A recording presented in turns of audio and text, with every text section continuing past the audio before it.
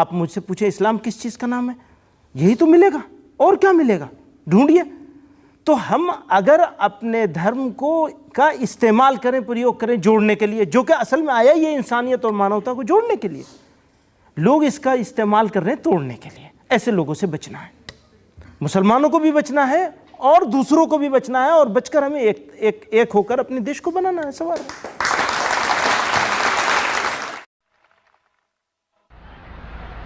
الحمدللہ والصلاة والسلام علی رسول اللہ وعلی آلہ وصحبہ اجمعین، اما بعد، اعوذ باللہ من الشیطان الرجیم، بسم اللہ الرحمن الرحیم۔ وَلَقَدْ يَسَّرْنَا الْقُرْآنَ لِلذِّكْرِ فَهَلْ مِن مُدَّكِرٍ رَبِّ اشْرَحْ لِي صَدْرِي وَيَسِّرْ لِي أَمْرِي وَاحْلُلْ عُقْدَةً مِّن لِّسَانِي يَفْقَهُوا قَوْلِي۔ میرے محترم علماء دین، میرے محترم بزرگوں اور میرے عزیز بھائیوں اور بہنوں، السلام علیکم ورحمۃ اللہ وبرکاتہ۔ اللہ سبحانہ و تعالیٰ کی برکت اور رحمت آپ سب پر ہو۔ الحمدللہ یہ میری خوش نصیبی ہے کہ آج میں کشن گنج کی سرزمین پہ ہوں، اور الحمدللہ مجھے بے حد خوشی ہو رہی ہے، اور میں اللہ سبحانہ و تعالیٰ کا شکر گزار ہوں، اور اس کے بعد توحید ایجوکیشن ٹرسٹ اور شیخ مطیع الرحمان مدنی صاحب کا، کہ انہوں نے دیگر مسلمان جتنے ادارے ہیں ان کو ساتھ لے کے یہ پروگرام منعقد کیا ہے۔ میں ان کا شکر گزار ہوں۔ جیسے آپ جانتے ہیں کہ اکثر میں تقریر انگریزی میں کرتا ہوں، کچھ موقع پہ کوشش کرتا ہوں کچھ بات اردو یا ہندی میں کہوں، چونکہ میری تعلیم انگریزی میں ہوئی ہے تو ظاہر ہے کہ اس اردو اور ہندی تقریر میں کافی غلطیاں کروں گا۔ اسی لیے تقریر کی شروعات کے پہلے میں آپ سب سے معذرت چاہتا ہوں، اور امید رکھتا ہوں کہ آپ میرے ان غلطیوں کو نظر انداز کریں گے اور میرے تقریر کے پیغام پہ توجہ دیں گے۔ آج کی تقریر کا موضوع ہے، کیا قرآن کو سمجھ کر پڑھنا ضروری ہے؟ قرآن اللہ سبحانہ و تعالیٰ کی آخری کتاب ہے، آخری پیغام ہے، آخری وحی ہے جو نازل کی گئی تھی آخری پیغمبر محمد صلی اللہ علیہ وسلم پر۔ قرآن ساری دنیا کی سب سے بہترین کتاب ہے، یہ انسانیت کے لیے پیغام ہے، رحمت اور ہدایت کا سرچشمہ ہے، گنہگاروں کے لیے تنبیہ ہے، بھٹکوں کے لیے ہدایت ہے، شک اور شبہ والوں کے لیے یقین ہے، مشکلات میں مبتلا لوگوں کے لیے رہنما ہے،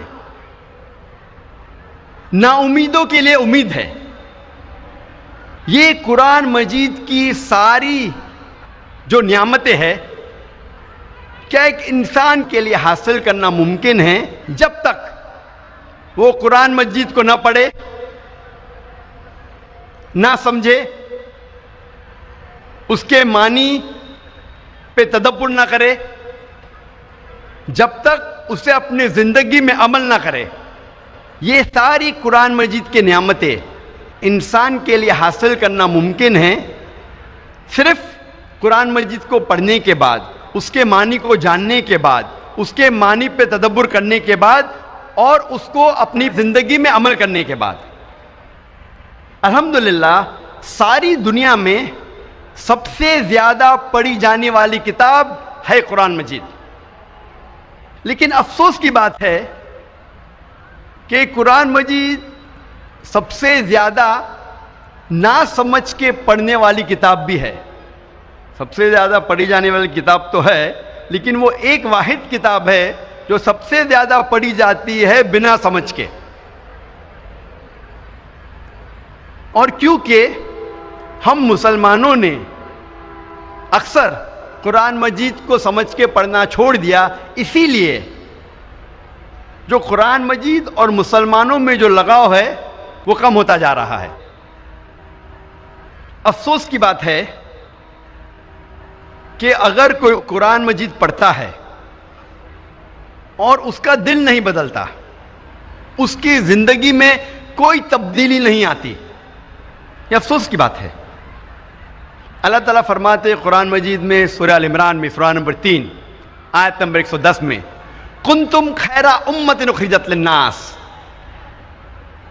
اے مسلمانوں آپ سارے جہاں میں سب سے بہترین امہ ہیں۔ اللہ سبحانہ و تعالی ہم مسلمانوں کی تعریف کر رہا ہے، ہمیں ایک اونچا عہدہ دے رہا ہے۔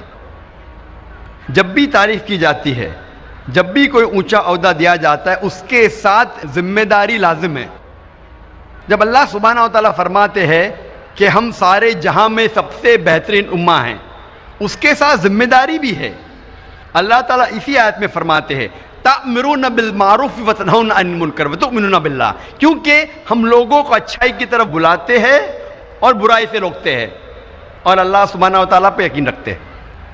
اللہ سبحانہ و تعالیٰ فرماتے ہیں کہ ہم سارے جہاں میں سب سے بہترین امہ ہیں کیونکہ ہم لوگوں کو اچھائی کی طرف بلاتے ہیں اور برائی سے روکتے ہیں۔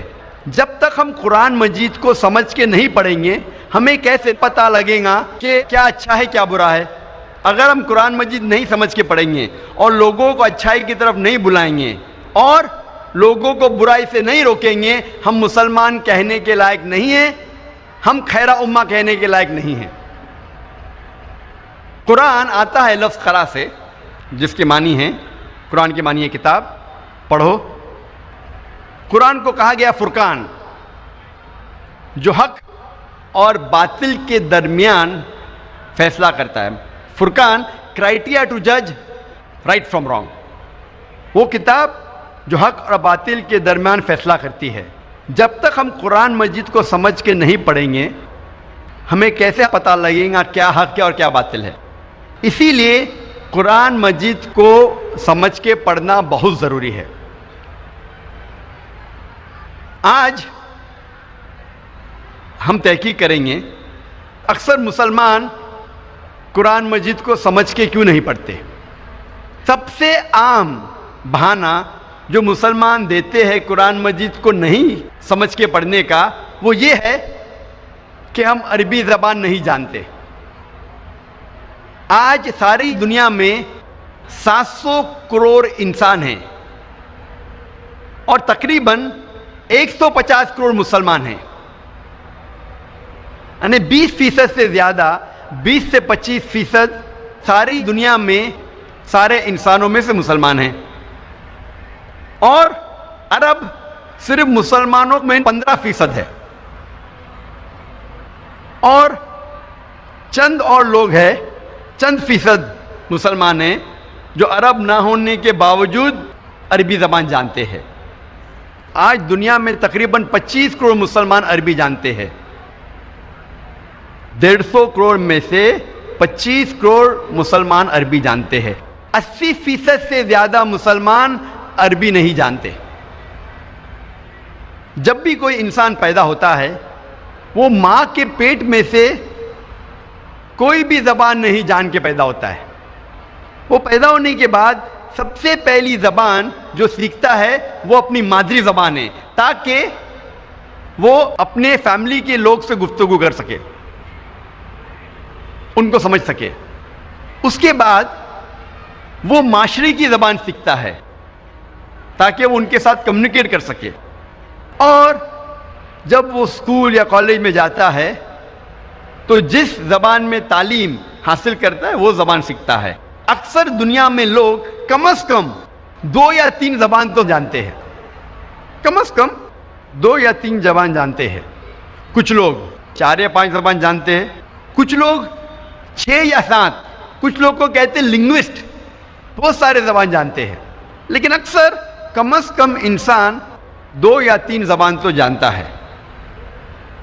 کیا یہ ضروری نہیں ہے کہ ہم وہ زبان بھی جانیں جس میں ہمارا آخری پیغام، ہمارے رب، ہمارے خالق نے آخری پیغام بھیجا؟ کیا وہ زبان ہمیں نہیں جاننا چاہیے؟ مجھے اس وقت یاد آ رہا ہے ڈاکٹر مورس بکیل کے بارے میں۔ اور میں اس کی مثال دینا چاہتا ہوں کہ ڈاکٹر مورس بکیل ایک مشہور سائنسدان اور ڈاکٹر تھے، اور انہیں ملا تھا French academy award in the field of medicine. اور ڈاکٹر مورس بکیل جو عیسائی تھے، انہیں چنا گیا تھا ریسرچ کے لیے ممی آف منپٹا کا. ممی آف منپٹا وہ فرعون جو موسیٰ علیہ السلام کے وقت تھا، اس کے جسم، اسے کہتے ہیں ممی، اس کے اوپر ریسرچ کرنے کے لیے ڈاکٹر مورس بکیل کو چنا گیا تھا. اور کیونکہ ڈاکٹر مورس بکیل عیسائی تھے اور بائبل پڑھ چکے تھے، وہ جانتے تھے کہ موسیٰ علیہ السلام کا پیچھا کرتے کرتے فرعون دریا میں ڈوب گیا تھا. لیکن جب وہ سعودی عربیہ پہنچتے ہیں، وہاں ایک مسلمان انہیں کہتا ہے کہ قرآن مجید میں لکھا ہے سورہ یونس میں سورہ نمبر 10 آیت نمبر 92 میں کہ اللہ سبحانہ وتعالیٰ فرماتے ہیں کہ ہم فرعون کے جسم کو محفوظ رکھیں گے تاکہ وہ آنے والے لوگوں کے لیے نشانی بنے. تو مورس بکیل کو یہ پتا چلا کہ قرآن مجید 1400 سال پرانی کتاب ہے، اس میں یہ لکھا ہے کہ ہم فرعون کے جسم کو محفوظ رکھیں گے تاکہ آنے والے لوگوں کے لیے نشانی بنے. وہ چونک گئے اور وہ قرآن مجید کا ترجمہ پڑھے، اور قرآن مجید کا ترجمہ پڑھنے کے بعد اتنا متاثر ہوئے کہ قرآن مجید کو اچھے سے جاننے کے لیے انہوں نے 50 سال کی عمر میں عربی سیکھی. آپ سوچ سکتے ایک غیر مسلم، ایک عیسائی 50 سال کی عمر میں عربی زبان سیکھ رہا ہے قرآن مجید کو سمجھنے کے لیے. اور قرآن مجید کی تحقیق کرنے کے بعد انہوں نے ایک کتاب لکھی، بائبل، قرآن اور سائنس. تحقیق کے بعد ڈاکٹر مورس بکیل نے اپنی کتاب میں یہ لکھا کہ قرآن مجید میں کئی آیتیں ہیں جو سائنس اب ایڈوانس ہونے کے بعد جاننے لگی، جو قرآن مجید میں 1400 سال پہلے لکھا ہے. اور ڈاکٹر مورس بکیل کہتے ہیں کہ قرآن مجید میں ایک بھی آیت نہیں ہے جو سائنس سے ٹکراتی ہے، لیکن بائبل میں کئی ورسز ہے جو سائنس سے ٹکراتے ہیں. یہ مثال دینے کی یہ وجہ ہے میری، یہ کہنے کے لیے کہ ایک غیر مسلمان عیسائی 50 سال کی عمر میں عربی زبان سیکھتا ہے قرآن مجید کو بہتر سمجھنے کے لیے. الحمدللہ کچھ سال بعد اللہ سبحانہ ڈاکٹر مورس بکیل کو ہدایت دیتے ہیں، اور الحمدللہ مرنے کے پہلے ڈاکٹر مورس بکیل نے اسلام قبول کیا تھا. تو عمر کبھی بھی وجہ نہیں ہے ایک انسان کو اچھے کام سے روکنے کے لیے. لیکن ہر مسلمان کو ڈاکٹر مورس بکیل جیسا جذبہ نہیں ہوگا، لیکن پھر بھی ان کے پاس بہانہ نہیں ہے. اگر کوئی عربی زبان نہیں سیکھ سکتا ہے تو کم از کم وہ قرآن مجید کا ترجمہ پڑھے. اور آج الحمدللہ دنیا کی اہم زبانوں میں قرآن مجید کا ترجمہ ہو چکا ہے. مولانا عبد المجید دریابادی فرماتے ہیں کہ ساری دنیا میں سب سے مشکل کتاب جس کا ترجمہ کیا جا سکتا ہے وہ قرآن مجید، کیونکہ قرآن مجید کی زبان آسمانی زبان ہے، اللہ سبحانہ وتعالی کی زبان ہے، اور یہ معجزہ زبان ہے.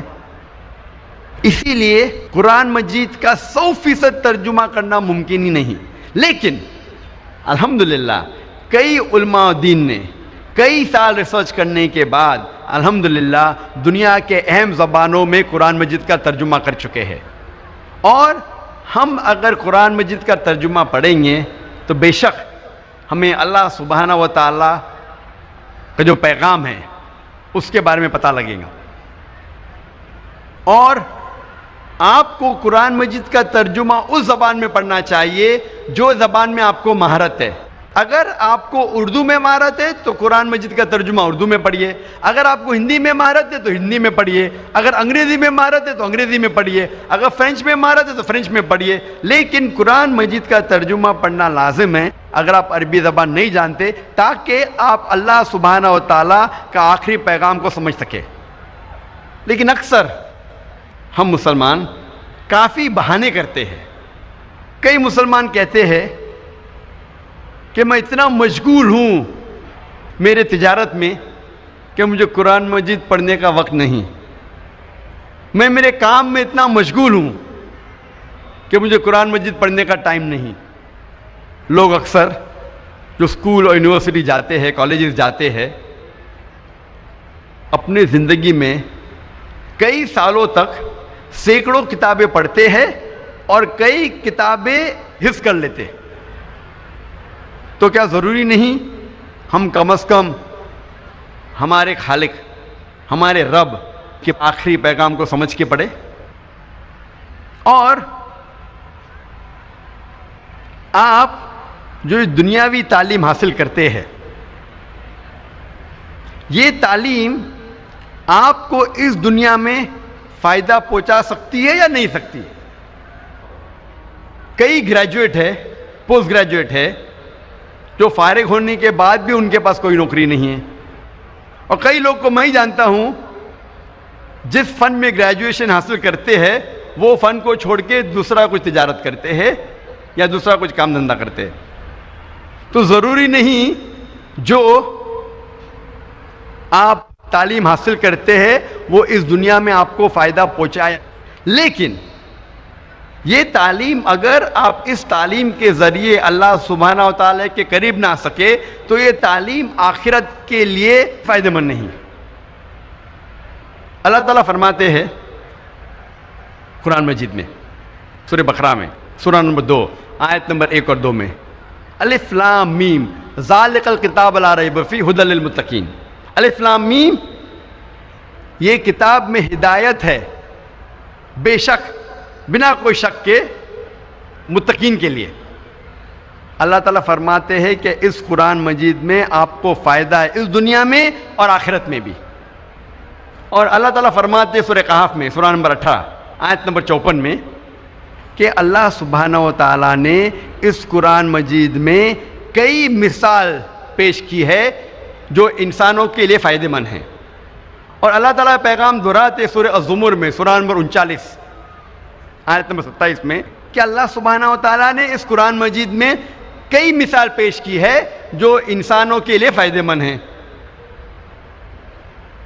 تو یہ قرآن مجید جب آپ پڑھیں گے تو نہ ہی آپ کو اس دنیا میں فائدہ ہوگا بلکہ آخرت میں بھی فائدہ ہوگا۔ اور آپ اتنے سال ضائع کرتے ہیں کتاب پڑھنے کے لیے، ڈگری حاصل کرنے کے لیے، قرآن مجید پڑھنے کے لیے کتنا وقت لگتا ہے؟ اگر آپ قرآن مجید فاسٹ پڑھیں گے تو چند دنوں میں آپ قرآن مجید پڑھ سکتے ہیں۔ لیکن محمد صلی اللہ علیہ وسلم کی حدیث ہے جو صحیح حدیث ہے ترمذی میں، اللہ کے رسول فرماتے کہ جس نے قرآن 3 دن سے کم میں پڑھا تو اس نے قرآن مجید کو نہیں سمجھا۔ تو اگر آپ قرآن مجید کو آہستہ پڑھیں گے، ایک منزل ہر روز، تو آپ قرآن مجید 7 دن میں پڑھ سکتے ہیں۔ اور آہستہ پڑھیں گے اگر ہر روز ایک جز، ایک پارہ، تو قرآن مجید آپ مکمل کریں گے 30 دن میں، 1 مہینے میں۔ کیا ہمارا فرض نہیں کہ ہم اللہ کا کلام، اللہ کا آخری پیغام، ہمارے خالق، ہمارے رب کے آخری پیغام کو سمجھ کے پڑھے؟ مسلمانوں کو اکثر غلط فہمی ہے کہ قرآن مجید صرف مسلمانوں کے لیے نازل ہوا اور یہ غیر مسلمانوں کے لیے نہیں ہے۔ اللہ سبحانہ وتعالیٰ فرماتے ہیں قرآن مجید میں، سورہ ابراہیم میں، سورہ نمبر 14 آیت نمبر 1 میں، الف لام را، ہم نے یہ کتاب نازل کی محمد صلی اللہ علیہ وسلم پہ تاکہ وہ انسانوں کو اندھیرے سے روشنی میں لے آئے، سارے انسانوں کو، نہ کہ صرف مسلمانوں کو۔ اللہ تعالیٰ فرماتے ہیں سورہ ابراہیم میں، سورہ نمبر 14 آیت نمبر 52 میں، کہ یہ پیغام ہے سارے انسانوں کے لیے تاکہ وہ جان لے کہ ایک خدا ہے۔ اللہ تعالیٰ فرماتے ہیں سورہ بقرہ میں سورہ نمبر 2 آیت نمبر 185 میں کہ رمضان وہ مہینہ ہے جس میں اللہ سبحانہ و تعالیٰ نے قرآن نازل کیا، ہدایت کے لیے سارے انسانوں کے لیے، اور یہ فرقان ہے جو حق اور باطل کے درمیان فیصلہ کرتا ہے۔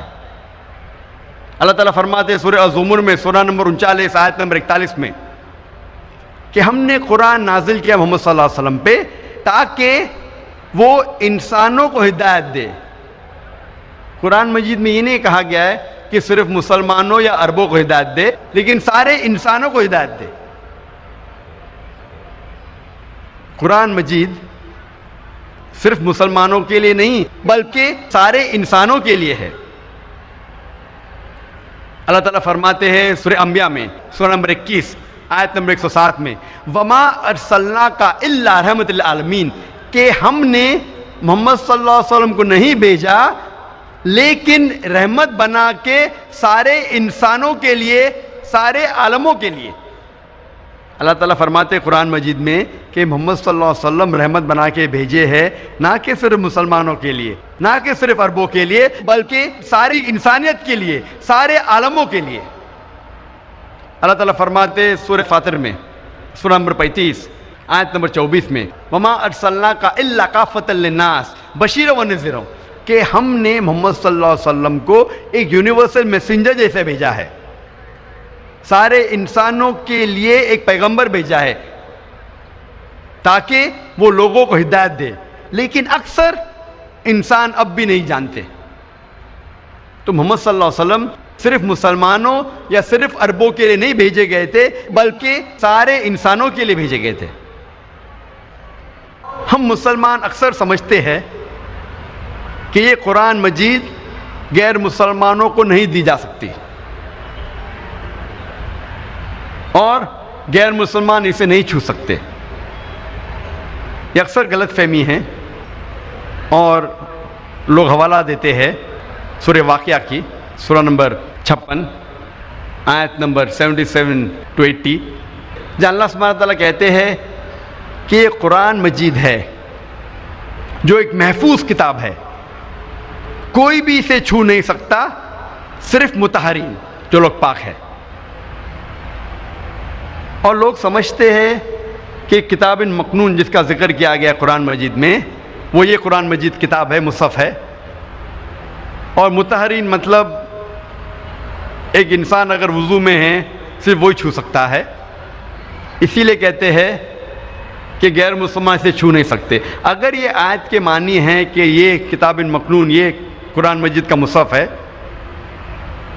اور جو وضو میں نہیں چھو سکتا، تو کوئی بھی غیر مسلم دکان سے 100 یا 150 روپے کا قرآن مجید خرید کے چھو سکتا ہے۔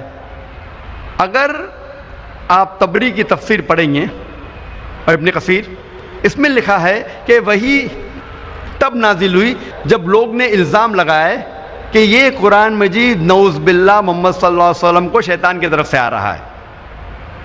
تو یہ آیت نازل ہوئی کہ وہ کتاب مکنون جس کا ذکر ہے لوح محفوظ میں، جو قرآن مجید میں ذکر آتا ہے سورہ برج میں سورہ نمبر 85 آیت نمبر 21 اور 22 میں، کہ وہ کتاب جو قرآن مجید لوح محفوظ میں ہے اسے کوئی نہیں چھو سکتا ہے، صرف مطہرین مطلب وہ لوگ نہ ہی صرف جسم سے، من سے، تن سے پاک ہے۔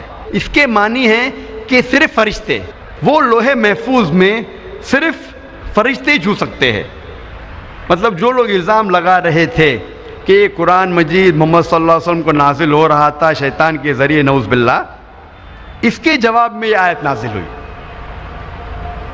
تو اس کا مطلب نہیں کہ غیر مسلمان اسے چھو نہیں سکتے۔ اور مان لو اگر چھونا بھی غلط ہے، اگر چھوٹی غلطی کر کے اگر وہ غیر مسلمان شرک سے بچ جاتا ہے بڑی غلطی سے تو اچھی بات ہے۔ مسلمان کہتے ہیں کہ قرآن مجید اگر آپ دیتے غیر مسلمان کو صرف ترجمہ دو، مجھے کوئی اعتراض نہیں اگر آپ غیر مسلمان کو صرف ترجمہ دیتے ہیں، لیکن میں پسند کرتا ہوں کہ ترجمے کے ساتھ عربی بھی دے، کیونکہ ترجمہ ایک انسان کا ترجمہ ہے، اس میں غلطیاں ہو سکتی، اور اگر کچھ انسان غلطیاں کرتے ہیں تو یہ غلطیاں اللہ سبحانہ تعالیٰ کو منسوب نہیں کی جانی چاہیے.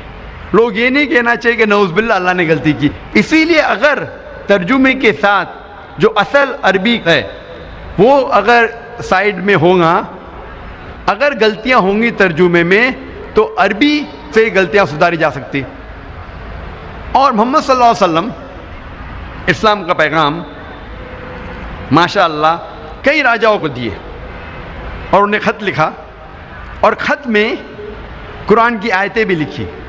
کئی راجاؤں کو لکھا، نگہت آف ابیسینیا، ایجپٹ کے راجا کو، پرشیا کے راجا کو، ایمپرر ہیراکلیس یمن کے راجا کو انہوں نے خط لکھا، اور خط میں قرآن کی آیت بھی لکھی.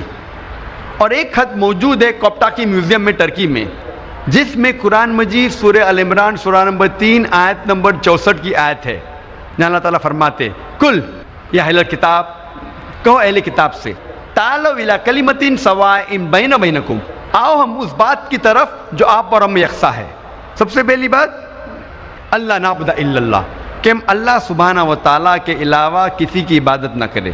ولا نشرک بہ شیئا، کہ ہم آپس میں کسی کو شریک نہ کرے. ولا یتخذ بعضنا بعضا اربابا من دون اللہ، کہ ہم آپس میں کسی کو رب نہ بنائیں. فإن تولوا، اگر وہ نہ مانے، فقولوا اشہدوا بأننا مسلمون، کہ کہو کہ ہم شہادت دیتے ہیں کہ مسلم ہیں. یہ قرآن مجید کی آیت محمد صلی اللہ علیہ وسلم نے غیر مسلم راجاؤں کو دی. کئی راجاؤں نے اسلام قبول کیا، کئی راجاؤں نے اس خط کو پھاڑا، اور کچھ راجاؤں نے اس خط کو اپنے پیر سے کچلا. اور میں پوچھنا چاہتا ہوں کہ آج 90 لاکھ سے زیادہ غیر مسلم ہیں جو عرب ہے، جن کی مادری زبان عربی ہے. 90 لاکھ سے زیادہ عرب آج عیسائی ہے، وہ کوپٹک کرسچن ہیں، ان کی مادری زبان ہے عربی. میں پوچھنا چاہتا ہوں آپ قرآن مجید کا کون سا ترجمہ ان عربوں کو دیں گے تاکہ وہ ہدایت حاصل کر سکے؟ کیا آپ قرآن مجید کا عربی میں ترجمہ کریں گے؟ بٹ نیچرل آپ قرآن مجید کا اصل نسخہ دیں گے ان کو. اسی لیے یہ قرآن مجید جو نازل کیا گیا تھا وہ سارے انسانوں کے لیے نازل کیا گیا تھا، نہ ہی صرف مسلمانوں کے لیے. اکثر مسلمان یہ سمجھتے ہیں کہ قرآن مجید کو سمجھ کے پڑھنا صرف علماء کا کام ہے، یہ صرف عالم ہی قرآن مجید کو سمجھ کے پڑھ سکتے ہیں. اللہ تعالیٰ فرماتے قرآن مجید میں، جس آیت کی میں نے تلاوت کی تھی میرے تقریر کے شروعات میں، اللہ تعالیٰ 4 بار فرماتے ہیں ایک ہی سورے میں، سورہ قمر میں، سورہ نمبر 54 آیت نمبر 17، آیت نمبر 22، آیت نمبر 32 اور آیت نمبر 40 میں وَلَقَدْ يَسَّرْنَا الْقُرْآنَ لِلذِّكْرِ فَهَلْ مِن مُدَّكِرٍ، کہ ہم نے قرآن کو آپ کو سمجھنے کے لیے آسان بنایا ہے، آپ کو یاد رکھنے کے لیے آسان بنایا ہے، تو کون آپ میں سے جو ہدایت نہ پائے؟ اللہ تعالیٰ فرماتے قرآن مجید میں کہ ہم نے قرآن مجید کو آسان بنایا ہے آپ کو سمجھنے کے لیے. تو آپ کن کی بات مانیں گے؟ آپ ان مسلمانوں کی بات مانیں گے جو کہتے ہیں کہ قرآن مجید کو سمجھ کے صرف علماء پڑھنا چاہیے، کہ اللہ سبحانہ و تعالیٰ کا کہنا کہ ہم نے قرآن مجید آسان بنایا ہے آپ کو سمجھنے کے لیے؟ اور اللہ تعالیٰ فرماتے ہیں سورہ بقرہ میں سورہ نمبر 2 آیت نمبر 242 میں لعلکم تعقلون، پھر کیا آپ نہیں سمجھیں گے؟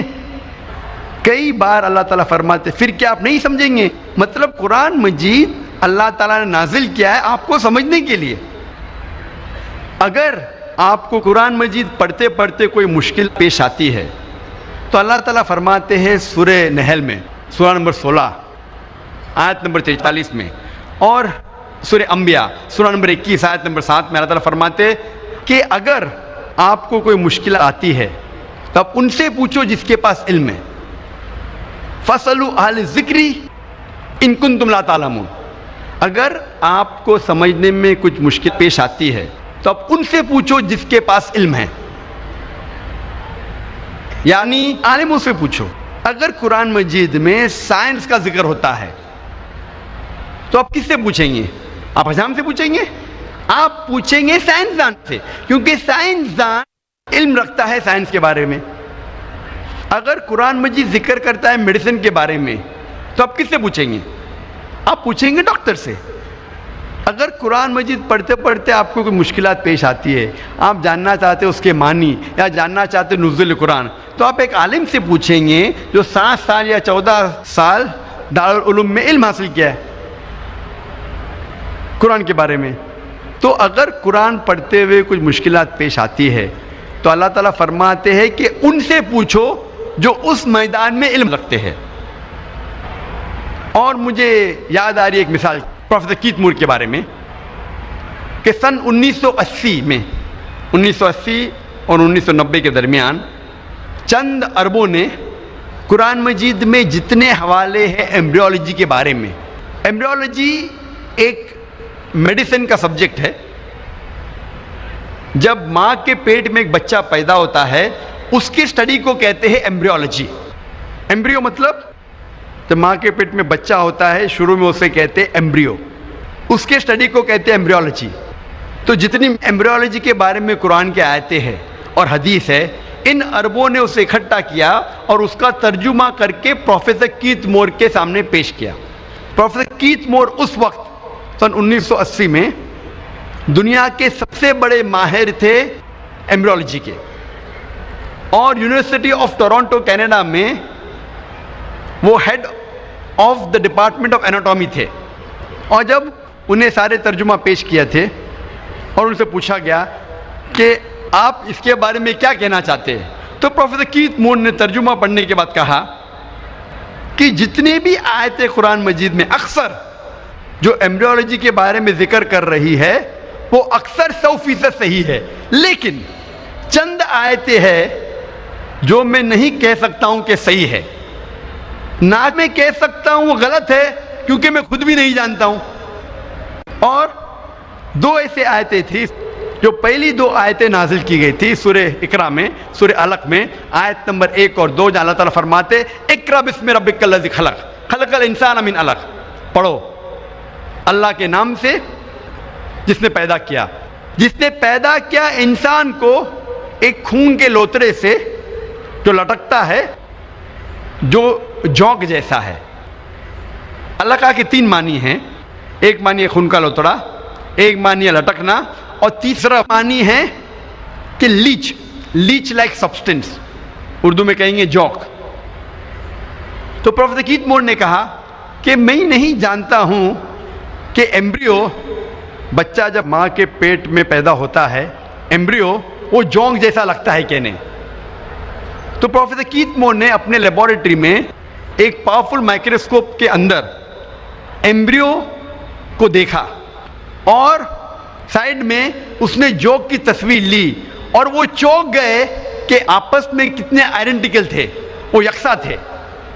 پروفیسر کیت مور کو تقریباً 80 سوالات پوچھے گئے تھے قرآن اور حدیث میں، جتنے بھی ایمبریولوجی کے بارے میں حدیث تھی اور آیتیں تھے، ان کو پوچھنے کے بعد پروفیسر کیت مور نے کہا اگر آپ یہ سوالات مجھے 30 سال پہلے پوچھتے، یعنی آج سے تقریباً 60 سال پہلے، تو شاید میں 50% سے زیادہ جواب دے نہیں پاتا، کیونکہ ایمبریولوجی ایک میڈیسن کا نیا برانچ ہے جو ابھی وجود میں آیا اور ابھی اس کے اوپر تحقیق ہو رہی ہے۔ اور پروفیسر کیت مور نے جو بھی نیا علم حاصل کیا قرآن اور حدیث میں سے، انہوں نے اپنی ایک نئی کتاب میں لکھا، 3rd ایڈیشن میں، دا ڈیولپنگ ہیومن ایک کتاب ہے جو ہم میڈیسن میں پڑھتے ہیں 1st ایئر میں، اور اچھے مارکس حاصل کرنے کے لیے ہم کیت مور کی کتاب پڑھتے ڈیولپنگ ہیومن۔ تو انہوں نے 3rd ایڈیشن لکھا اور یہ نیا علم جو حاصل کیا اس کے اندر ایڈ کیا، اور الحمدللہ اس کتاب کو سب سے پہلا انعام ملا اس سال، سب سے بہترین کتاب جو ایک لیکھک نے میڈیسن کے بارے میں لکھا ہو، اور اس کتاب کا ترجمہ کئی زبانوں میں بعد میں کیا گیا ہے۔ اور پروفیسر کیت مور نے کہا کہ مجھے کوئی شک نہیں، کوئی بھی مجھے اعتراض نہیں ماننے کے لیے کہ یہ قرآن مجید خدا کی طرف سے ہے اور محمد صلی اللہ علیہ وسلم اس کے پیغمبر ہے۔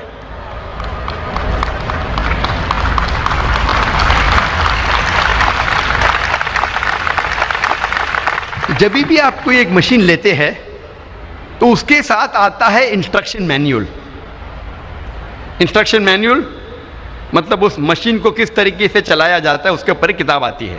انگریزی میں کہتے ہیں انسٹرکشن مینیول. مثال کے طور پہ اگر آپ DVD پلیئر خریدیں گے تو DVD پلیئر کے ساتھ آئے گا انسٹرکشن مینیول. ایک کتاب دی جائیں گی آپ کو جس میں لکھا گیا کس طریقے سے اس مشین کا استعمال کیا جانا چاہیے. اور اس میں لکھا ہے اگر آپ کو DVD پلے کرنے کا DVD ڈالو اور پلے کا بٹن دباؤ. اگر فاسٹ فارورڈ کرنے کا ہے تو FF بٹن دباؤ.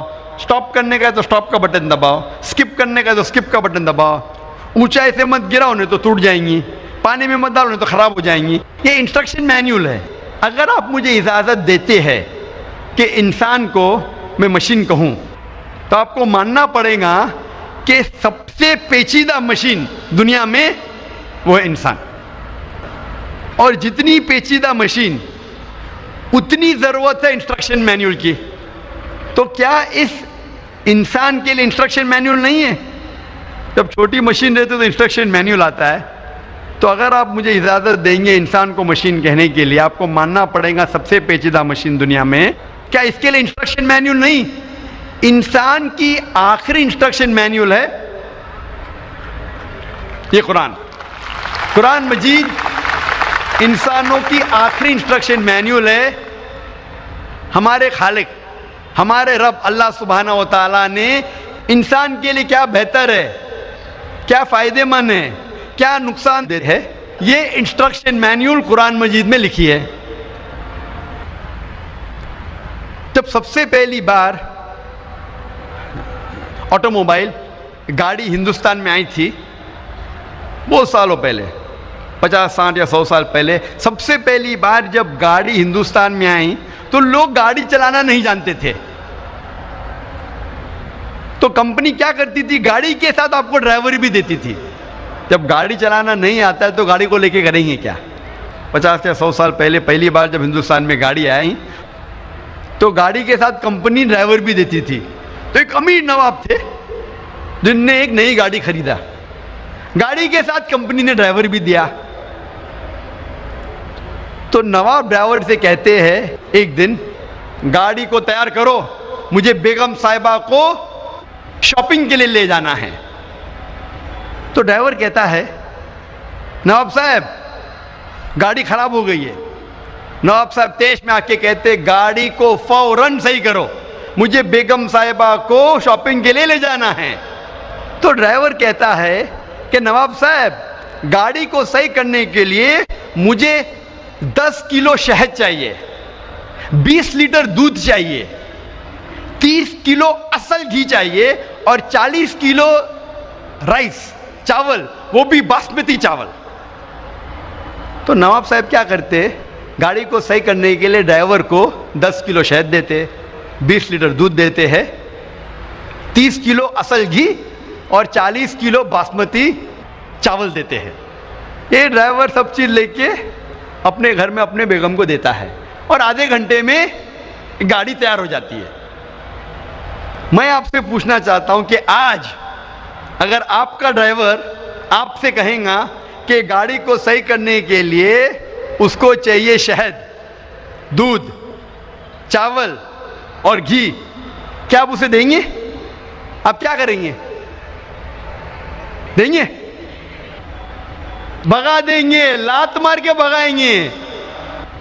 کیونکہ آپ بھلے میکینک نہیں ہیں، آپ کم از کم اتنا تو جانتے گاڑی کے بارے میں کہ گاڑی دودھ پہ نہیں چلتی، شہد سے نہیں چلتی، چاول سے نہیں چلتی، گھی سے نہیں چلتی. آپ میکینک نہیں ہیں لیکن گاڑی کے بارے میں اتنا علم تو رکھتے. تو ہر مسلمان قرآن مجید کو سمجھ کے پڑھے گا تو کوئی بھی انسان آپ کو قرآن مجید سے بھٹکا نہیں سکے گا. آپ اگر قرآن مجید کو سمجھ کے پڑھیں گے تو کوئی بھی انسان آپ کو قرآن مجید سے دور نہیں کر سکے گا. آپ بھلے میکینک نہیں لیکن گاڑی کا اتنا علم تو رکھتے ہیں. اسی طریقے سے اگر ہم قرآن مجید سمجھ کے پڑھے، اگر گاڑی خراب ہو جاتی ہے تو آپ جاتے میکینک کے پاس. اسی طریقے سے قرآن مجید پڑھتے پڑھتے کچھ مشکلات پیش آتی ہے تو پھر آپ عالم کے پاس جاؤ، اس ماہر کے پاس جاؤ اس فن میں جس میں آپ کو مشکل ہے. لیکن اس کا مطلب نہیں کہ آپ اس نواب کی طرح بیوقوف بن جائیں گے. لوگ اکثر مثال دیتے ہیں لوگ کو قرآن مجید سمجھنے سے روکنے کے لیے. لوگ اکثر مسلمان مثال دیتے ہیں کیوں قرآن مجید سمجھ کے نہیں پڑھنا چاہیے. اور وہ کہتے ہیں کہ اگر آپ کے پاس کچا لائسنس ہے، آپ گاڑی چلانا صحیح نہیں جانتے اور کچے لائسنس کے ساتھ اگر آپ گاڑی کو ٹھوکتے ہیں تو آپ کو جو دنڈ پڑے گا، جرمانہ پڑے گا، وہ چھوٹا پڑے گا۔ اگر پکے لائسنس کے ساتھ، فل لائسنس کے ساتھ اگر آپ گاڑی کو ٹھوکیں گے، جرمانہ ڈبل۔ اسی لیے جب کچے لائسنس کا گاڑی ٹھوکیں گے کم جرمانہ، اسی طریقے سے قرآن مجید کو سمجھ کے مت پڑھو، گناہ کریں گے تو کم سزا ملیں گی۔ اگر قرآن مجید کو سمجھ کے پڑھیں گے اور گناہ کریں گے تو ڈبل سزا ملے گی۔ اسی لیے نہیں سمجھ کے پڑھنا، گناہ کرنا اچھی بات ہے۔ تو میں ان سے کہتا ہوں ٹھیک ہے، مان لیا میں آپ کی بات کہ کچے لائسنس کے ساتھ اگر آپ گاڑی ٹھوکیں گے تو کم سزا، کم جرمانہ، پکے لائسنس زیادہ جرمانہ۔ تو میں ان سے کہتا ہوں اگر آپ گاڑی برابر سے نہیں سیکھیں گے اور کچے لائسنس سے چلائیں گے، ہو سکتا ہے اگر آپ ٹھوکیں گے تو پولیس آپ کو 1000 روپیہ دنڈ دیں گی، 1000 روپیہ جرمانہ دیں گی۔ اگر آپ پکے لائسنس کے ساتھ گاڑی چلائیں گے اور ایکسیڈنٹ کریں گے، ٹھوکیں گے، تو پولیس آپ کو 2000 روپیہ جرمانہ دیں گی۔ لیکن اگر آپ کچے لائسنس کے ساتھ چلائیں گے، گاڑی چلانا نہیں سیکھیں گے، ہو سکتا ہے 5 سال میں آپ 100 بار گاڑی ٹھوکیں گے تو آپ کو جرمانہ دینے پڑیں گا 1000 × 100 1 لاکھ روپیہ۔ اگر آپ برابر سے گاڑی سیکھیں گے، 5 سال میں ہو سکتا ہے کہ 1 بار گاڑی ٹھوکیں گے تو 5 سال کے بعد جرمانہ آپ کو 2000 روپیہ۔ تو 1 لاکھ جرمانہ اچھا کہ 2000 جرمانہ اچھا؟ یہ منطق میں کہاوت ہے کہ اس کے غلط لاجک کو اگری کرو اور پھر اسے غلط ثابت کرو۔ اگر کوئی کہتا ہے 2 + 2 5 تو میں کہوں گا ٹھیک ہے، 2 روپیہ لے، 2 روپیہ لے، 5 روپیہ لے، 2 لاکھ روپیہ لے، 2 لاکھ روپیہ لے، 5 لاکھ لے کے۔ تو منطق کے اندر ایک کہاوت ہے کہ غلط لاجک کوئی کہتا ہے اسے اگری کر کے اسے غلط ثابت کرو۔ تو اگر آپ قرآن مجید نہیں سمجھ کے پڑھیں گے اور گناہ کریں گے، کئی گناہ کرتے رہیں گے، بھلے آپ کو آدھی سزا ملی، تو قرآن مجید کو سمجھو، اس کے پر عمل کرو۔ انسان غلطیاں کرتے، اکثر غلطیاں انشاءاللہ قرآن مجید پڑھ کے آپ غلطیوں سے دور ہوئیں گے۔ کچھ لوگ اکثر کہتے کہ قرآن مجید کو سمجھ کے نہیں پڑھنا چاہیے، اور دوسری اور کچھ لوگ کہتے کہ قرآن مجید کو پڑھ کے عربی میں فائدہ ہی نہیں، عربی میں پڑھ کے فائدہ ہی نہیں۔ اللہ تعالیٰ فرماتے ہیں سورہ نساء میں، سورہ نمبر 4 آیت نمبر 171 میں، لا تغلوا فی دینکم، آپ دین کے دائرے سے باہر مت جاؤ، دائرے میں ہونا چاہیے۔ ایک کو کوئی قرآن مجید سمجھ کے پڑھنا ہی نہیں چاہیے، اور کچھ لوگ جو اپنے آپ کو ماڈرن سمجھتے ہیں اور سمجھتے بہت تعلیم یافتہ ہے، کہتے ہیں کہ عربی میں قرآن مجید پڑھ کے فائدہ ہی نہیں۔ قرآن مجید میں اللہ تعالیٰ کئی آیتوں میں فرماتے ہیں اور کئی صحیح حدیث ہے جس میں لکھا ہے کہ قرآن مجید عربی میں پڑھنے سے بھی فائدہ ہے، کئی فائدے ہیں۔ اللہ تعالیٰ فرماتے ہیں سورہ عنکبوت میں، سورہ نمبر 29 آیت نمبر 45 میں کہ پڑھو اس کتاب کی آیت جو اللہ سبحانہ تعالیٰ نے نازل کی ہے، اور اللہ تعالیٰ فرماتے ہیں کہ آپ قرآن مجید کو عربی میں پڑھو، اس میں کئی فائدے ہیں۔ اور ایک حدیث ہے جہاں اللہ کے رسول فرماتے ہیں، حدیث ترمذی کی ہے، حدیث نمبر 2910، جہاں اللہ کے رسول فرماتے ہیں کہ ہر حرف آپ قرآن مجید کا پڑھیں گے، آپ کو 1 حسنات، 1 ثواب ملیں گا، اور 1 ثواب کے 10 گنا حسنات ہے۔ یعنی ایک آپ حرف قرآن مجید کا پڑھیں گے، آپ کو 10 ثواب ملیں گے۔ اور اللہ ایک حرف نہیں ہے، الف ایک حرف ہے، لام ایک حرف ہے، ہاں ایک حرف ہے، یعنی 10 10 10، آپ کو 30 حسنات ہے، 30 ثواب ہے۔ آپ اگر پڑھیں گے قرآن مجید میں الف لام میم، الف کے 10 حسنات 10 ثواب، لام کے 10 ثواب، میم کے 10 ثواب، 10 10 10 30 ثواب۔ بے شک آپ قرآن مجید عربی میں پڑھیں گے، آپ کے لیے ثواب ہے، اس میں کوئی دو رائے نہیں۔ لیکن صرف عربی میں پڑھنے کے اتنے ثواب کافی ہے ہمیں جنت میں داخلہ دینے کے لیے؟ کیونکہ ہم اتنی غلطیاں کرتے ہیں ہر روز، ہم انسان ہونے کے ناطے اتنی غلطیاں کرتے ہیں، کیا یہ 10 10 10 کافی ہے ہمیں جنت میں لے جانے کے لیے؟ اگر ہم قرآن مجید کو عربی میں پڑھنے کے علاوہ اس کی معنی سمجھے اور اس کے اوپر عمل کرے تو کئی گنا زیادہ حسنات ملیں گے، اور یہ آپ کو انشاءاللہ جنت میں لے جائیں گے۔ اکثر ہم دیکھتے ہیں مسلمان ختم قرآن کرتے ہیں، اور اکثر رمضان میں 1 بار 2 بار 10 بار۔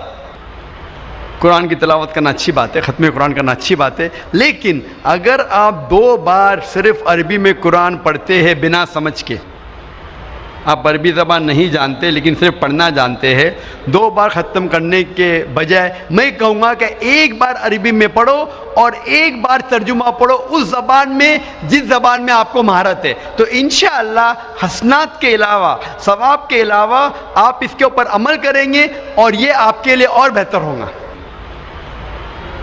اکثر ہم جب مسلمان سے پوچھتے ہیں کہ قرآن شریف کیوں نازل کیا گیا ہے، تو کئی مسلمان کہتے ہیں قرآن خوانی کے لیے۔ قرآن نازل کیا گیا قرآن خوانی کے لیے۔ جب یہ آپ نیا گھر خریدتے تو قرآن خوانی ہوتی ہے، آپ نیا آفس لیتے تو قرآن خوانی ہوتی ہے، کوئی انسان مر جاتا ہے تو آپ قرآن پڑھتے۔ میں قرآن مجید میں کوئی بھی آیت نہیں جانتا ہوں جس میں لکھا ہے قرآن پڑھو کسی کے مرنے کے بعد۔ میں کہیں بھی کوئی بھی حدیث نہیں جانتا ہوں جس میں لکھا ہے جہاں اللہ کے رسول یا صحابہ نے کبھی قرآن پڑھے کسی کے مرنے کے بعد، کہ قرآن خوانی مرنے کے بعد لوگ کو بلایا جاتا ہے اور قرآن پڑھایا جاتا ہے۔ اگر آپ قرآن پڑھنا چاہتے بے شک پڑھو، آپ ہر روز پڑھو، عربی میں پڑھو اور معنی کے ساتھ پڑھو۔ میں ایک مثال دینا چاہتا ہوں کہ ایک انسان جاتا ہے فرانس بی اے میں گریجویشن کرنے کے لیے۔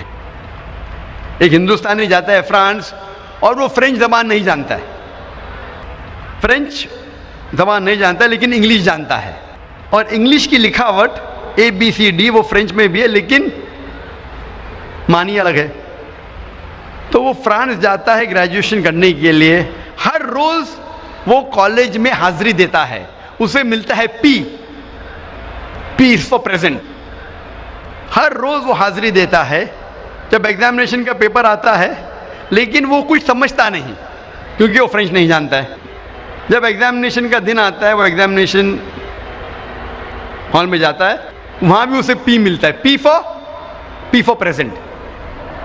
میں آپ سے پوچھنا چاہتا ہوں جب وہ پورے سال میں کچھ فرینچ میں نہیں سمجھا، وہ ایگزامینیشن میں بیٹھے گا، ایگزامینیشن پیپر بھی ہے فرینچ میں، کیا وہ ایگزامینیشن میں پاس ہوں گا؟ بالکل نہیں۔ پی کا مطلب پاس نہیں، پی کا مطلب پریزنٹ، لیکن وہ پاس نہیں ہوں گا، اس سے پاس ہونے کے لیے سمجھنا پڑے گا۔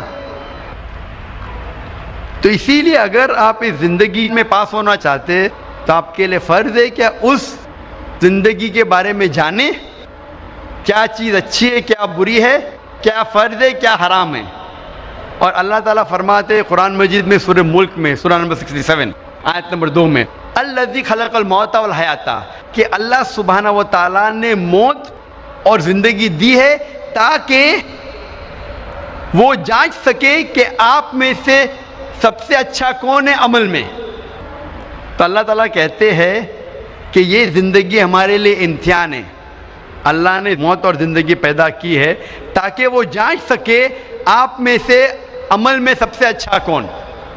تو یہ ٹیسٹ میں جب آپ بیٹھ رہے ہیں، اس ٹیسٹ کے اصول آپ نہیں جانتے، اچھا کیا برا کیا، فرض کیا حرام کیا، تو کیا فائدہ۔ تو اگر آپ اس امتحان میں، زندگی کے امتحان میں پاس ہونا چاہتے ہیں تو آپ کے لیے فرض ہے کہ آپ یہ جانیں کہ اس امتحان کے اصول کیا ہے، اس کے فرائض کیا ہے۔ میں مثال دینا چاہتا ہوں کہ اگر آپ کا ایک قریب دوست بمبئی سے آتا ہے کشن گنج میں آپ کو ملنے کے لیے، لیکن وہ انگریزی زبان میں مہارت رکھتا ہے میرے جیسا، اور وہ ٹوٹی پوٹی اردو بات کر لیتا ہے میرے جیسا، آپ کے ساتھ آتا ہے کشن گنج میں، 1 ہفتہ رہتا ہے، آپ کا قریب دوست ہے، 1 ہفتہ رہتا ہے اور آپ کا جگری یار ہے۔ 1 ہفتے بعد وہ واپس جاتا ہے، لیکن کیونکہ وہ اردو یا ہندی تھوڑی بہت بول لیتا تھا لیکن لکھنا نہیں آتا ہے، وہ بمبئی جا کے آپ کو خط لکھتا ہے انگریزی میں، اور انگریزی زبان آپ کو نہیں آتی۔ وہ خط جب آپ کو انگریزی میں لکھتا ہے، آپ کو انگریزی نہیں آتی، تو آپ کیا کریں گے؟ آپ یہ جاننے کی کوشش نہیں کریں گے کہ میرا جگری یار کیا کہہ رہا ہے اپنے خط میں، کوشش کریں گے کہ نہیں؟ آپ کیا کریں گے؟ اس خط کو لے کے جائیں گے ایسے انسان کے پاس جو انگریزی جانتا ہے، اس خط کا ترجمہ کر سکے گا۔ آپ جاننا چاہیں گے کہ میرے جگری یار نے، میرے قریب دوست نے خط میں کیا لکھا، تو یہ فرض نہیں کہ آپ جاننا چاہیں گے کہ ہمارے خالق، ہمارے رب اللہ سبحانہ و تعالیٰ نے اپنے آخری پیغام میں کیا پیغام دیا انسانوں کے لیے۔ آپ کو آخری پیغام کو ترجمہ کرنے کی ضرورت نہیں، کیونکہ اس کا ترجمہ ہو چکا ہے، اور الحمدللہ دنیا کی اہم زبانوں میں اس کا ترجمہ ہو چکا ہے۔ تو فرض نہیں ہے کہ آپ ترجمہ پڑھیں اپنے رب، اپنے خالق، اپنے اللہ سبحانہ و تعالیٰ کے آخری پیغام کا۔ ہم مسلمان الحمدللہ قرآن مجید کی عزت کرتے ہیں، لیکن اکثر لوگ اتنی عزت دیتے ہیں کہ قرآن مجید کے مین مقصد کو بھول جاتے ہیں۔ عزت دو لیکن قرآن مجید کے مقصد کو مت بھولو۔ ہم مسلمان قرآن مجید کو ایک اونچے شیلف پہ رکھتے ہیں، اپنی الماری کے سب سے اونچے شیلف پہ رکھیں گے، اتنے اونچے شیلف پہ کہ آپ کو سٹول لینے پڑیں گا، اور قرآن مجید کو پھر رکھتے اوپر کہ اتارنے کے لیے اس کو مشکل ہو جائے۔ قرآن مجید ایک ہدایت کی کتاب ہے، ایک گائیڈ ہے۔ آپ اگر گائیڈ ہر روز جو پڑھی جانے والی کتاب ہے اس کو اتنے اونچائی پہ نہیں رکھیں گے کہ اس کو نکالنا مشکل پڑے، ایسے جگہ پہ رکھیں گے جہاں سے نکالنا آسان ہے۔ ہم مسلمان قرآن مجید کو مخمل کے کپڑے میں باندھتے ہیں، اور اتنا ٹائٹ باندھتے ہیں کہ کھولنے کے لیے 5 منٹ لگتا ہے، اور اگر بند کرنے پڑے وہ مخمل کے کپڑے میں باندھنے کے اور 5 منٹ لگیں گا۔ تو اگر آپ کے پاس 10 منٹ ہے تو آپ سوچیں گے 10 منٹ میں قرآن کیا پڑھنے کا، 5 منٹ تو کھولنے کے لیے لگے گا، 5 منٹ باندھنے کے لیے تو چھوڑو بھی نہیں پڑیں گے۔ قرآن مجید کو عزت دو، قرآن مجید کا احترام کرو، لیکن اتنا مت کرو کہ مقصد ہی فوت ہو جائے۔ عزت دو، اونچائی پہ رکھو، پر اتنی اونچائی پہ نہیں کہ نکالنا مشکل پڑے۔ اس کو محفوظ رکھو، لیکن اتنا ٹائٹ مت باندھو کہ کھولنا مشکل پڑے اور بند کرنا مشکل پڑے۔ ہم قرآن مجید کو ہاتھ لگانے کے لیے 1000 چیز سوچتے ہیں، جیسے وہ RDX بم ہے۔ قرآن مجید کو ہاتھ لگانے کے پہلے ہم سوچتے ہیں کہ میں جوتے میں ہوں تو قرآن مجید کو ہاتھ لگا سکتا ہوں کہ نہیں، میں کھڑا ہوں تو قرآن مجید کو پکڑ سکتا ہوں کہ نہیں، میں ٹریول کر رہا ہوں، میں سفر کر رہا ہوں، قرآن مجید کو ہاتھ لگا سکتا ہوں کہ نہیں، کیا میں سفر میں پڑھ سکتا ہوں کہ نہیں، کیا میں جدھر کام کر رہا ہوں ادھر پڑھ سکتا ہوں کہ نہیں، کیا میں جوتے کے ساتھ ہاتھ لگا سکتا ہوں کہ نہیں۔ ہم 1000 سوالات پوچھتے ہیں قرآن مجید کو ہاتھ لگانے کے پہلے، جیسے وہ RDX بم ہے۔ قرآن مجید ہمارے زندگی کی ہدایت کی کتاب ہے، وہ ایسی کتاب ہے جو روز پڑھے جانے والی کتاب ہے، اور کہیں نہیں لکھا ہے کہ ہم جوتے کی حالت میں قرآن مجید کو نہیں پکڑ سکتے، ہم کبھی سفر کر رہے تو قرآن مجید کو نہیں پڑھ سکتے۔ ہمارے اتنے خود کے شرائط ہے کہ یہ ہمیں قرآن مجید کو پڑھنے سے روکتے ہیں، یہ ہمارے بنائے ہوئے شرائط ہے جو قرآن مجید کو پڑھنے سے روکتے ہیں۔ یہ ہدایت کی کتاب ہے، اسے روز پڑھو۔ آپ جب عرب ممالک جائیں گے، آپ دیکھیں گے عرب جب مسجد میں آتے ہیں نماز پڑھنے کے لیے، اور اگر چند منٹ باقی ہے، 10 منٹ باقی ہے، تو ضائع نہیں کرتے، کیا کرتے؟ فوراً قرآن مجید کو لیتے اور پڑھنے لگتے ہیں۔ جب اقامت ہو جاتی ہے قرآن کو رکھ کے نماز پڑھنے لگتے۔ ہماری مسجد میں بھی آپ دیکھیں گے چند لوگ قرآن مجید پڑھتے ہیں، لیکن صرف سب سے پہلی صف میں، اول صف میں۔ دوسری صف میں آپ دیکھیں گے نہیں، کیوں؟ دوسری صف میں اگر کوئی قرآن مجید پڑھے گا تو کوئی آ کے ٹوکے گا، اس کی پیٹھ قرآن مجید پہ حرام۔ آپ قرآن مجید کو پیٹھ نہیں دکھا سکتے، اور اگر آپ قبلے کی طرف پیٹھ کر کے قرآن مجید پڑھے وہ بھی حرام۔ میں مسجد حرام الحرم میں مکہ میں کئی بار گیا ہوں، اور وہاں بچوں کو قرآن پڑھایا جاتا ہے روز۔ دیکھا ہوں میں استاد کا منہ قبلے کی طرف، اور سب بچے استاد کو دیکھ کے پڑھ رہے، کدھر بھی نہیں لکھا ہے کہ کعبہ کو پیٹ کر کے قرآن مجید نہیں پڑھ سکتے۔ اور اکثر لوگ جب بیٹھتے قرآن مجید پڑھنے کے لیے تو صف میں بیٹھے رہتے، ان کی پیٹھ قرآن مجید کی طرف ہے۔ یہ ہمارے خود کے بنائے ہوئے شرائط لگاتے قرآن مجید پڑھنے کے لیے، خود کے شرائط جو قرآن مجید کا مقصد فوت ہو جاتا ہے۔ کم از کم قرآن مجید تو پڑھو۔ میں ایک چٹکلا سنانا چاہتا ہوں آپ کو۔ ایک اپنے ہندوستان کے اچھے قاری تھے، بہترین قاری، جو جاتے سعودی عربیہ، اور اس وقت مغرب کی صلاح کا وقت تھا. تو وہ سعودی حضرات جانتے تھے کہ اچھے قاری ہے, تو بولے قاری صاحب آپ امامت کرو. تو قاری صاحب مغرب کی صلاح میں پڑھتے ہیں سورہ یوسف کی آیت, اور نماز ختم ہونے پہ سلام پھیرتے ہیں. تو اس وقت ایک عرب, ایک سعودی, وہ قاری کو دیکھ کے مسکراتا ہے. تو قاری صاحب پوچھتے کیا میری قرات پسند نہیں آئی؟ تو عرب کہتا ہے کہ قرات تو بہت پسند آئے, لیکن میں سوچ رہا تھا کہ نماز میں آپ نے یوسف علیہ السلام کو کنویں میں ڈالا, لیکن نماز کے پہلے کنویں کے باہر کیوں نہیں نکالا؟ ابھی جو لوگ قرآن مجید کو ترجمے کے ساتھ پڑھ چکے وہی چٹکلے کو سمجھیں گے, جو نہیں پڑھ چکے وہ نہیں سمجھیں گے. جو لوگ قرآن مجید کو ترجمے سے نہیں پڑھے, میں کہنا چاہتا ہوں کہ قرآن مجید میں ذکر آتا ہے یوسف علیہ السلام کا, اور آپ پڑھ چکے ہوں گے کہ سورہ یوسف میں یوسف علیہ السلام کے بھائی سب مل کے یوسف علیہ السلام کے خلاف ہوتے اور اسے ڈالتے ہیں کنویں میں. سوچتے ہیں کہ کنویں میں ڈالیں گے ابھی وہ مر جائیں گا, اور چلے جاتے. لیکن اللہ سبحانہ و تعالیٰ کو یوسف علیہ السلام کو بچانا ہوتا, تو ایک قافلہ آتا ہے اور یوسف علیہ السلام کو کنویں کے باہر نکالتا ہے. تو یہ سعودی پوچھتے ہیں کہ آپ نے سلام یوسف علیہ السلام کو کنویں میں تو ڈالا, لیکن صلاح کے پہلے کنویں سے باہر کیوں نہیں نکالا؟ اللہ سبحانہ و تعالیٰ فرماتے ہیں سورہ محمد میں, سورہ نمبر 47 آیت نمبر 24 میں, کہ آپ قرآن کو سمجھنے کی کوشش نہیں کرتے یا آپ کے دل پہ تالے لگے ہیں. اللہ تعالیٰ فرماتے کہ آپ قرآن کو سمجھنے کی کوشش نہیں کرتے یا آپ کے دل پہ تالے لگے ہیں. اللہ تعالیٰ فرماتے سورہ بقرہ میں سورہ نمبر 2 آیت نمبر 159 میں کہ اگر آپ چھپائیں گے وہ آیت جو نازل کی گئی ہے اور جو ہدایت اللہ تعالیٰ نے صاف کیا ہے قرآن میں, تو اللہ سبحانہ و تعالیٰ کی لعنت ہوگی آپ پہ. یعنی آپ قرآن مجید کی آیتوں کو مت چھپاؤ, جو اللہ نے ہدایت دی اسے مت چھپاؤ, نہیں تو اللہ تعالیٰ آپ پہ لعنت برسائیں گے. اور اللہ تعالیٰ فرماتے ہیں سورہ فرقان میں سورہ نمبر 25 آیت نمبر 30 میں محمد صلی اللہ علیہ وسلم کہیں گے کہ اے رب, یہ میرے لوگ ہیں, these are my people who have taken the Quran for foolish nonsense. یہ میرے لوگ ہیں جو قرآن کو نہ سمجھ سکے. میں قرآن کو foolish nonsense جیسا لیا. قرآن کو پڑھنے کے 2 طریقے ہوتے ہیں, ایک ہے تذکر قرآن, ایک ہوتا ہے تدبر قرآن. تذکر قرآن یعنی قرآن کو پڑھنا, عام طور پہ پڑھنا, اور جو ہم عربی میں بھی کر سکتے اور ترجمے کے ساتھ بھی کر سکتے. ایک ہوتا ہے تدبر قرآن, یعنی قرآن کے معنی پہ تدبر کرنا, to ponder over the meaning of the Quran.